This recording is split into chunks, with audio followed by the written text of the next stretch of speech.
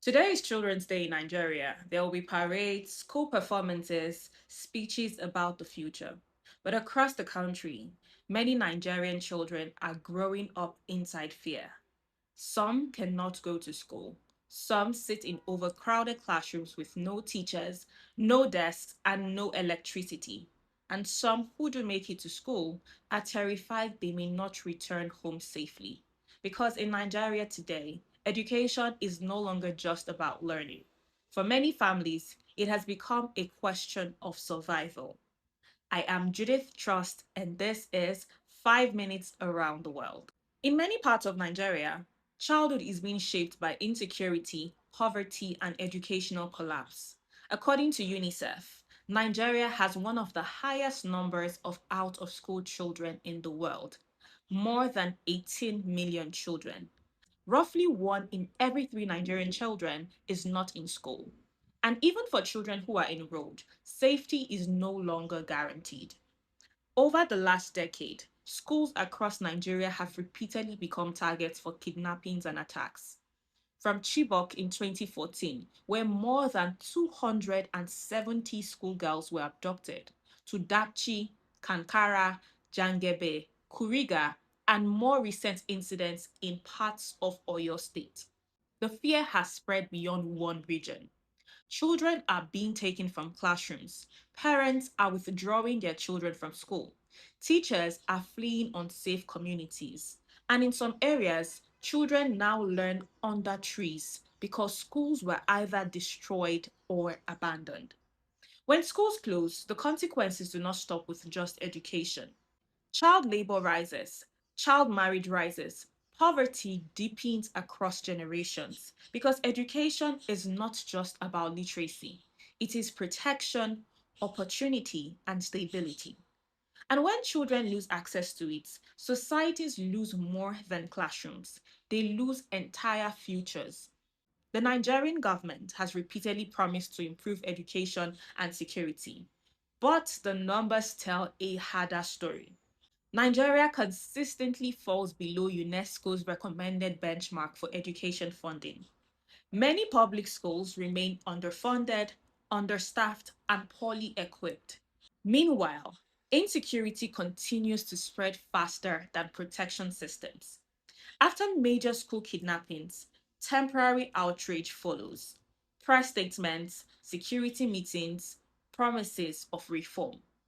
But many schools still lack perimeter fencing, trained security personnel, or emergency response systems. And this is where the issue becomes bigger than crime. When children are repeatedly kidnapped from schools, it becomes a governance problem.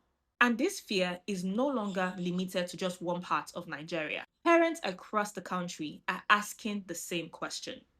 If schools are not safe, where exactly are children supposed to learn? This is the contradiction at the center of today. Every Children's Day, leaders speak about children as the future, but policy decisions reveal what a country truly prioritizes.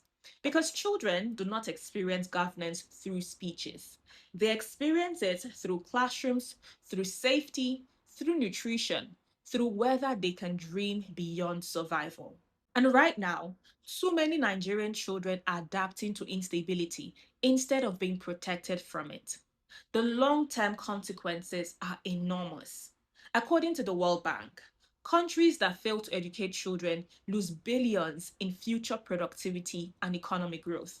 But beyond economics, there is also a social cost.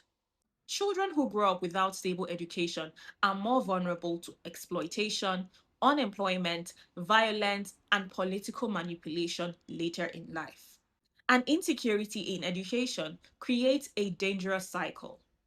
Fear keeps children out of school. Lack of education deepens poverty. Poverty fuels instability, and instability threatens the next generation again.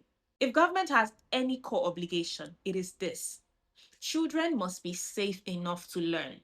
Nigeria needs sustained investment in school protection systems, not temporary deployment after tragedy. Schools in vulnerable areas need proper security, emergency response systems, and stronger partnerships with local communities.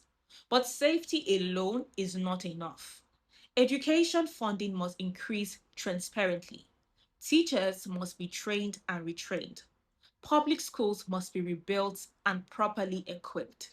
And government must stop treating educational crises as isolated incidents. So today, as Nigeria celebrates Children's Day, the real question is not whether children are the future. The real question is, what kind of future are we building for them now? Because children do not only need celebrations, they need protection, education, and stability. And they need a country that treats their safety as non negotiable. This is 5 minutes around the world, where we don't just ask what happened, but who it affects, why it matters, and the questions we should never stop asking. I am Judith Truss, and I'll be taking you around the world in just 5 minutes.